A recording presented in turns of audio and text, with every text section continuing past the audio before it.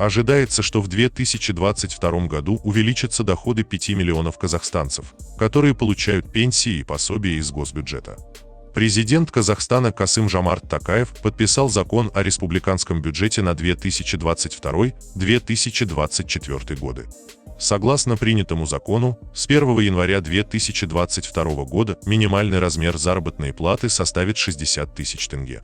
Для сравнения, в 2021 году минимальная заработная плата составляла 42 500 тенге.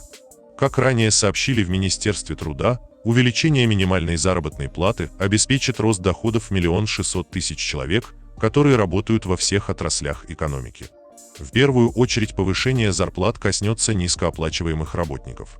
Во-вторых, работодатели, которые при установлении уровня зарплаты используют показатель минимальной заработной платы.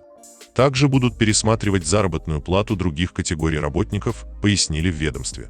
Минимальный расчетный показатель или месячный расчетный показатель, его применяют для исчисления пособий, штрафов, налогов и других платежей, составит 3063 тенге. В 2021 году он установлен в размере 2917 тенге.